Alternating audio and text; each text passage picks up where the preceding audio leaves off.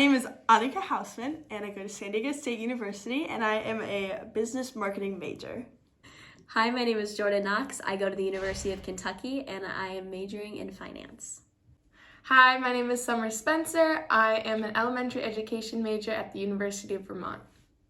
Hi, my name is Juliana Socia. I go to the University of Rhode Island and I study film and marketing. What were you most nervous about before you left? Before I left, I was really nervous that I was going to be super homesick and miss my family and friends a lot, but I didn't feel homesick at all, and when I came here, I just fell in love immediately. What was one thing you packed that you ended up not needing?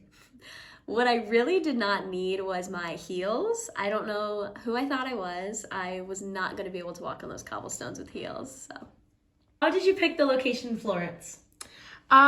It was between Florence and Barcelona, I think. I was trying to decide what country I wanted to go to, really, and then when I knew what country, there were only a couple of cities that offered what I wanted to take, and Florence just seemed really cool, and I was really excited to go. Did you always know you wanted to study abroad? I think when I first got to college, it was something that had always been in the back of my head. And then last year I had a friend that studied abroad, and she couldn't say enough good things about it when she got back. So that kind of sealed the deal for me. Describe one of your favorite days abroad. One of my favorite days was, actually my family was visiting me, and me and my parents and my brother went and took the train to Cinque Terre. It was super fun. We went and sat on the beach, we had really good food, and we went on a hike, and overall, I just had a really great time. What was the weirdest thing you ate? the weirdest thing I ate was actually probably the weirdest thing I drank. So I'm sorry about that. It was in Prague. We were trying to get a beer. Ordered a beer, and the waiter had other ideas, and so he wheeled out a open flame, and it had brought 2 huge wine glasses, and I guess it was hot wine, but we had no idea at the time, and it was just a really dark liquid in a huge wine glass. Which class was your favorite? Probably my Italian cooking class. We learned about different regions in Italy and what their traditional cuisine was, and then we made it, and then we got to eat it, so it was really fun.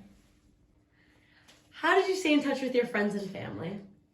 Through an app called WhatsApp. It's basically the same as iMessage. You can call, text, FaceTime, just the same, always has great service. And then with your Italian number or your European number, wherever you're studying abroad, you can use iMessages as well. So it's pretty much the same as just a time difference.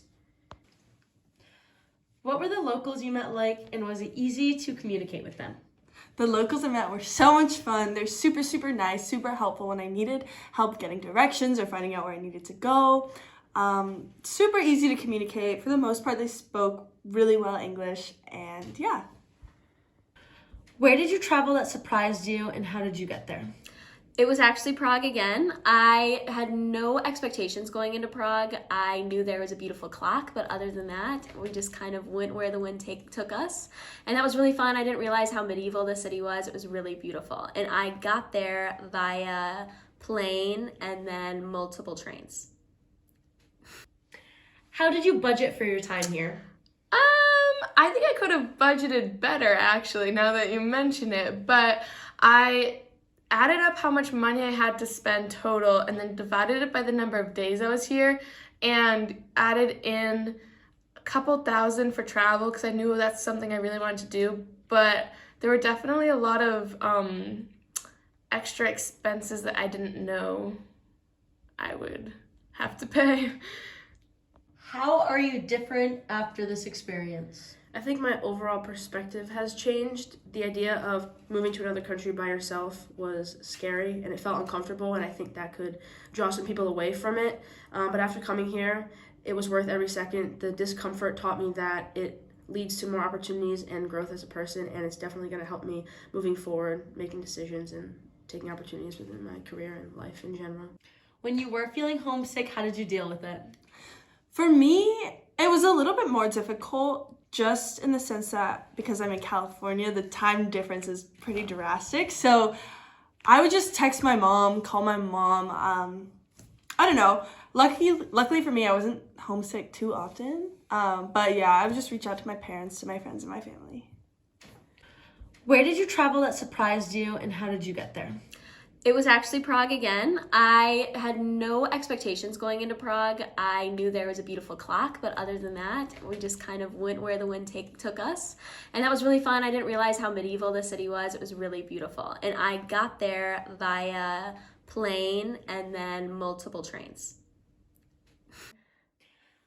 What was one touristy thing you recommend doing and one you recommend skipping? Actually, I just climbed to the top of the Duomo today, and that was really fun. I was a little skeptical because of all the stairs, but I think it was definitely worth it, especially after you've gotten to know the city a bit and you can like point out different landmarks. Skipping, when we went to Paris and did the Louvre, I think maybe just because it was super crowded or I was really tired, but I didn't enjoy it as much as I was hoping. Explain one of your favorite memories. It's so hard to choose, but a recent day that comes to mind was one that we spent in London. We saw all of the sights and went on the London Eye, Buckingham Palace, all of that. And then at night we went to a pub to watch the World Cup, and we spent hours there just playing drinking games and talking, and then ended the night at our haunted Airbnb that we were all a bit scared of, but made for an interesting trip. So, yeah. What was your favorite Italian word or phrase, and what does it mean? My favorite phrase was actually taught to me by the locals. It's a bestia. And it just means everything is good, awesome, the best it can be. Was it easy using public transportation, or did you have difficulties? Definitely. I would say Google it before you go somewhere to figure out if the transportation is reliable or what's the easiest way to obtain the ticket, because sometimes you have to go to an actual ticket booth, but I found it almost easier if I also, like if there was an app and I got the app. But other than that, it was super easy to use. Was there anything you were able to cross off your bucket list while studying? Pretty much this whole trip, I've been crossing things off my bucket list left and right, but the thing that stands out the most was also in Paris, watching the Eiffel Tower sparkle at night. Just magical. Yeah, couldn't be beat. What did you learn about yourself while being here? I think the biggest lesson I learned about myself is that I'm more capable and competent of doing things than I originally thought. I wasn't really sure how much of an experience I would have here, but after I traveled by myself, I learned the city by myself, and I just really impressed myself because I'd never been alone in a situation like this. And moving across the world is scary, but I was really proud of myself for making friends and having a great time. Any embarrassing moments while being abroad? Yes. Being abroad humbles you. So basically my most embarrassing moment was in London. We got an Airbnb and I completely underestimated how big of a city London is. And our Airbnb had the same address as another random house. And so me and all my friends showed up at a random house expecting it to be our Airbnb, and you can guess what happened. So it added an extra hour onto our travel, and while everybody was already tired, it was pretty embarrassing.